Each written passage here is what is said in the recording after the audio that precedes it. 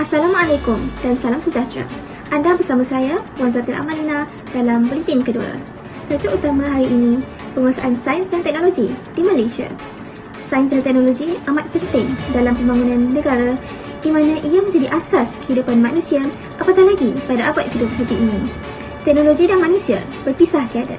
Untuk perkembangan lanjut, kita langsung bersama wartawan kita di Sri Pentas. Silakan Anis. Baik, terima kasih rakan penyampai. Bersama saya dalam temu ramah secara atas talian Buletin Kedua pada kali ini, Profesor Nur Hayati dari Malaya University of Witchcraft and Wizardry. Prof, boleh tak kongsikan pendapat Prof tentang pengendalian kelas secara atas talian dan bagaimanakah penguasaan sains dan teknologi memainkan peranan dalam situasi macam ni?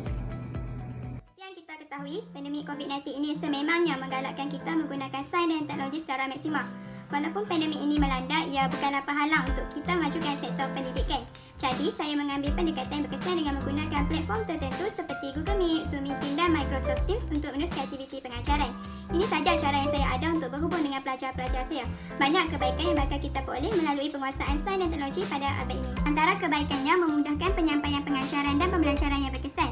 Cuba kita bayangkan sekiranya sains dan teknologi tidak ada, pasti sukar untuk kita hadapi saat ketika ini kerana tidak dapat berhubung dengan orang lain.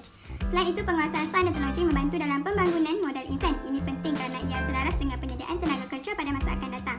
Era globalisasi memperlihatkan permintaan tenaga kerja yang bukan sahaja berkelayakan dan berpengetahuan, malah aspek penguasaan sains dan teknologi turut dipertekankan, khususnya dalam industri baharu. Jelas sekali penjelasan yang diberikan oleh Profesor Hayati. Terima kasih Prof. Seterusnya, bersama saya atas talian merupakan seorang tokoh pelajar dari Malaya University of Witchcraft and Wizardry tahun 2020 yang masih dalam perjalanan beliau untuk mendapatkan ijazah kelas pertama dalam bidang yang dicuburi. Soalan saya buat saudari, apakah impak penguasaan sains dan teknologi dalam bidang pendidikan pada pandangan saudari sebagai seorang pelajar? Saya rasa penguasaan sains dan teknologi merupakan penyumbang terbesar kepada kemajuan yang dicapai oleh negara di ambang pasca milenium dalam bidang pendidikan. Lebih-lebih lagi apabila dunia dilanda COVID, peranan yang dimainkan oleh sains dan teknologi dalam aspek pendidikan amatlah besar. Pertama sekali, yang memberi peluang kepada pelajar seperti saya untuk mengakses data di komputer bagi mendapatkan pelbagai maklumat dan bahan kerja khusus.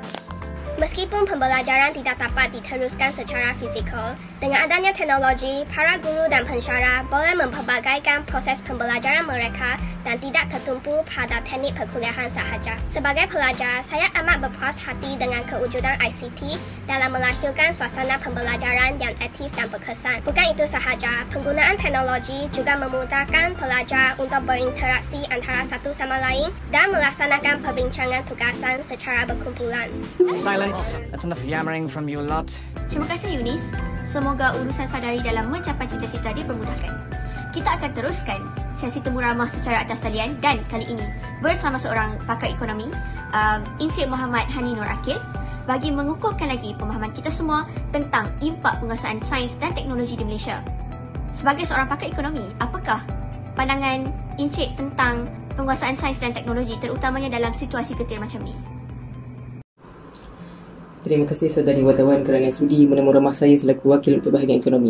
Pertama sekali, Kementerian Sains, Teknologi dan Inovasi telah menyatakan bahawa teknologi merupakan salah satu faktor yang dapat mentransformasikan ekonomi kita. Sehubungan dengan itu, sistem-sistem perkhidmatan yang wujud di negara kita telah banyak beralih ke arah pendigitalan. Sistem perkhidmatan atas talian yang boleh diakses ialah MyEJ yang terlibat dalam pelaksanaan perkhidmatan e-kerajaan di samping perkhidmatan-perkhidmatan yang lain. Hal ini dapat meningkatkan kecekapan kerajaan untuk memberi perkhidmatan kepada pengguna. Sebagai contoh, dalam dunia pasca COVID-19, rakyat dapat menggunakan e-dompet supaya tidak lagi ada keperluan untuk beratur di bank untuk mengeluarkan wang seperti bantuan sara hidup. Terima kasih kerana sudi berkongsi pendapat bersama kami dalam Buletin Kedua.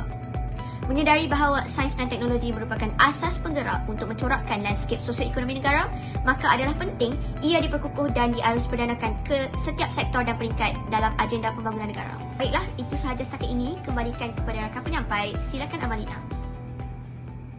Terima kasih Anis. Sekian sahaja laporan berita pada hari ini.